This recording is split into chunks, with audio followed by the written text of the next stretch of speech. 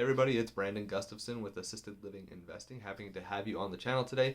For our topic, we're going to be getting into how to create a quick policy for your residential assisted living facility. And I'm going to give you a scenario where I had to do that for my own assisted living facility. If you're interested in learning how to do that, make sure you stay tuned.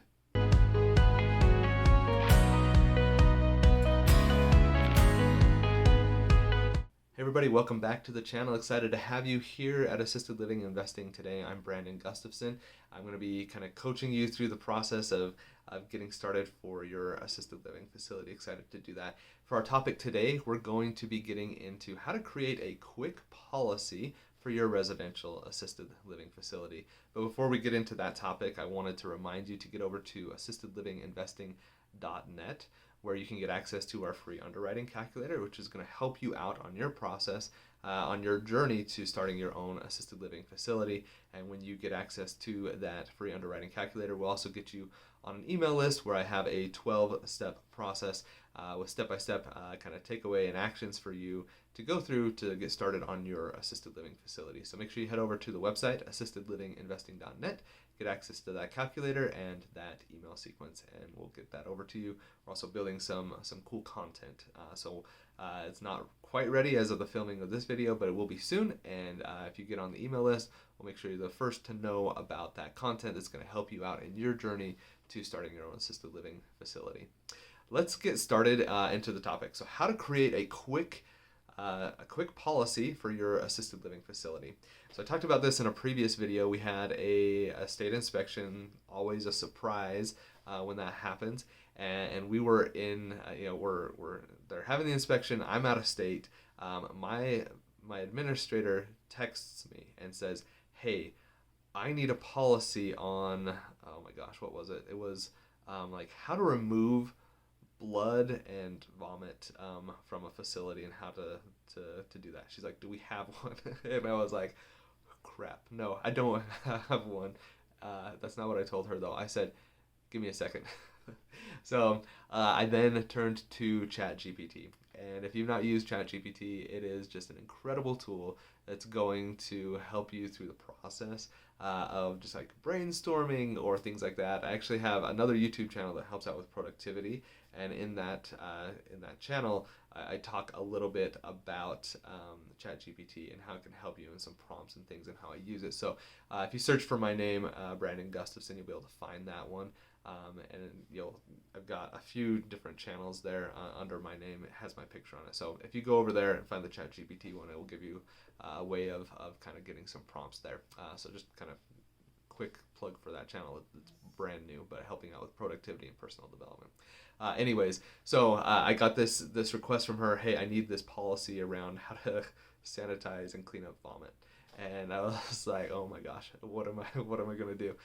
So I turn to ChatGPT. I say, "I need," I'm typing this in. "I need a policy in the state of Idaho that's compliant with assisted living regulations that has to do with cleaning up vomit and blood." There's a lot more that went into it.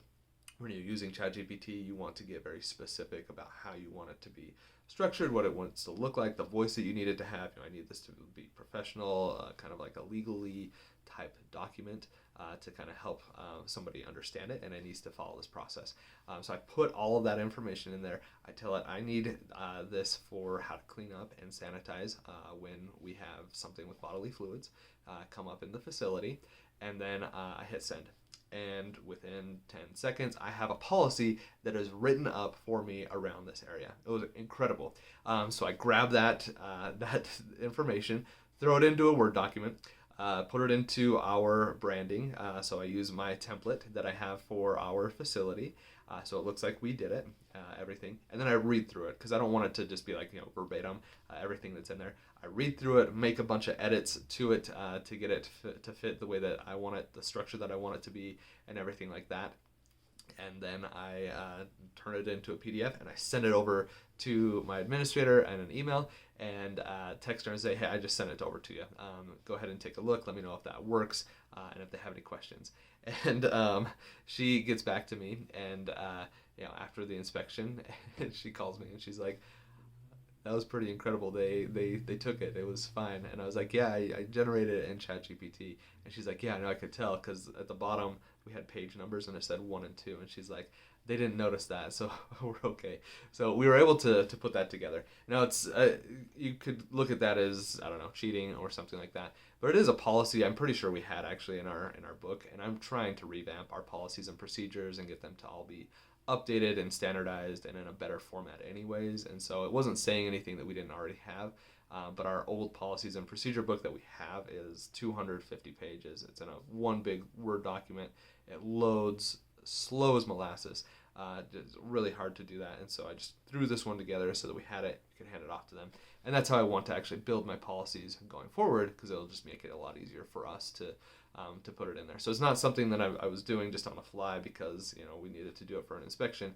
The big reason for why I did it at that point. But I'm actually planning on doing a lot of this with my other policies and procedures as well, because it's just an incredible tool in helping you kind of put those things together. So highly suggest that you use that tool as you start working on your journey to starting your own policies and procedures. It's going to save you a ton of time. I've talked about this in a previous video. We'll try to link that up above on how and where to go to buy policies and procedures and things like that. If you used ChatGPT and started creating kind of a template for how, a prompt for what you're going to do, and then the base of it is there, and then you tweak a few of those things to be specific to the policy that you need. It's going to start generating those, and then you just take it out, paste it into a Word document, make a few changes, do the formatting that you want it to look like, and then voila, you've got yourself a policy. You could build your entire policy book that way, and then you just want to make sure that it's referencing the correct state regulations that you need for your assisted living facility. So just a quick, easy tip for you to use that type of a tool to help you on your journey to starting your own assisted living facility. If you found that helpful, if you've ever used ChatGPT, make sure you comment down below. I'd love to hear how you use ChatGPT to help you in your personal life and how you use it to help you out on your journey to starting your own assisted living facility, or how you're going to use it now that you have this knowledge. It's a really cool tool. If you have questions about how to use the tool, how to log in, make sure you comment that down below as well. Be able to kind of give you an overview of what that looks like and how to use the tool. And I think I will be able to find the prompt that I use. So if you're interested in that, comment down below, and I can throw that into the comments on YouTube as well. And I think that will help you out kind of through the process and understanding how I structured that so that I could get the information that I needed for the quick policy that I needed for my assisted living facility from the state inspection that we had. If you found this information useful, make sure you are subscribing to the channel and hitting the bell so you get notified every time we put a video up. We're building some really good content based off the information that I'm seeing that you need from my research as I get into Facebook groups and see your comments in the channel. If there's a topic that you want covered on the channel, make sure you comment that down below as well so I can get that, build some videos that are specific to your situation. And if you would like access to our free underwriting calculator, get over to assistedlivinginvesting.net, and you'll also, in addition to that, get our 12-step guide with action steps to help you through the process of starting your assisted living facility. Excited to have you here on the channel and go through this process with you. Thanks for watching with us, because here at Assisted Living Investing, we're here to help you learn the ins and outs of investing in assisted living. Are you interested in learning more about assisted living investing, but you don't know how to get started? At Assisted Living Investing, we're here to help you through the process, start to finish. Thanks for watching, and have a great day.